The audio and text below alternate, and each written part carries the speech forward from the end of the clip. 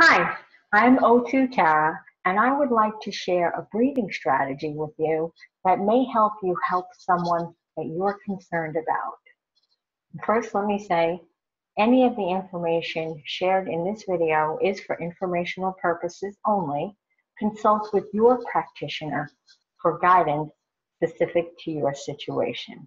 Okay, now that we've gotten that out of the way, let me go ahead and mention the first thing that I always talk about, which is nose breathing.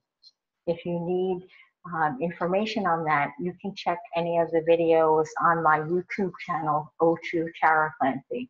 In terms of any breathing strategy, the first place is always to go right to the number one thing, nose breathing.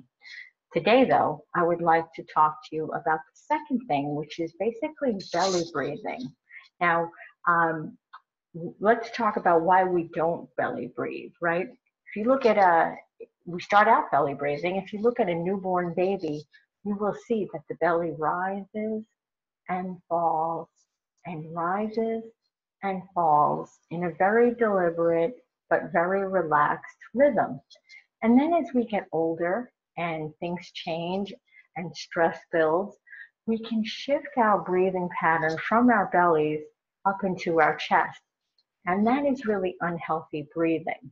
So in these times when illness abounds, we want to make sure that we are indeed using our bellies to breathe. So how do you determine that? Well, here's what you can ask somebody to do if it's somebody that you're worried about. You can put one hand on the chest and one hand on the belly. And again, using nose breathing, you would ask the person to just sit comfortably in the chair with the hands in the position and just breathe in through the nose and out through the nose.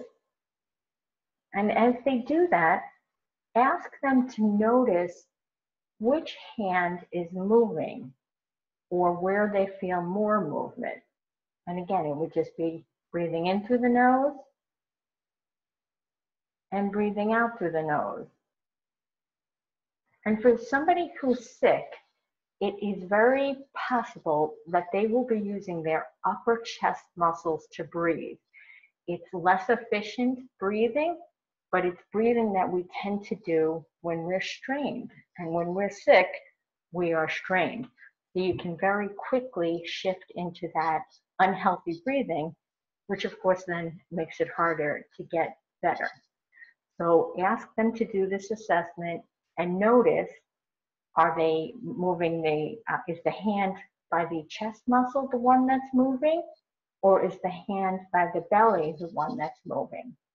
And when they begin to notice that, ask them to just put energy into making the belly breathe, to allow more movement in the belly so that the movement from here would now shift down to the belly.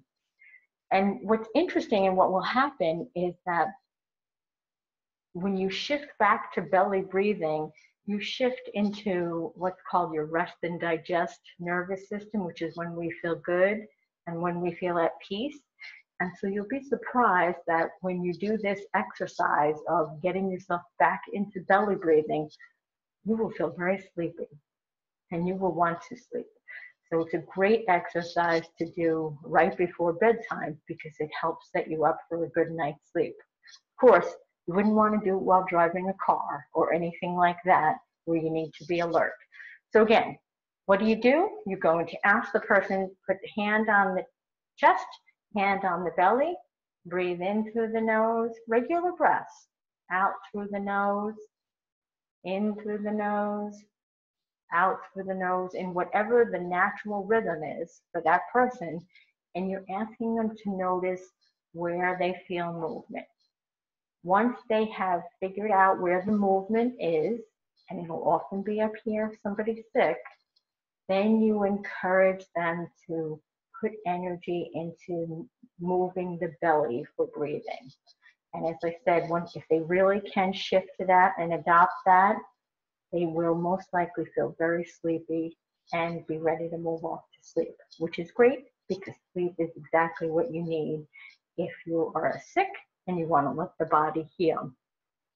If for some reason the person cannot breathe through his or her nose, if there is a lot of nasal congestion and breathing through the nose is just not possible, then job number one is to clear that nose, especially in these times. Nose breathing is essential for the health of the immune system. If you need help clearing your nose, I have an ebook available on my website that just takes you through the 3 steps that I used myself to get away from years and years of nasal congestion and sinus infections. So again, if somebody cannot breathe through the nose, job number one is to clear that nose to get back to nasal breathing. And then you can get to belly breathing. So I hope you can use that information to help someone with healthy breathing, someone who may be using chest muscles, and we really want to get them to using their belly and their diaphragm. Good luck.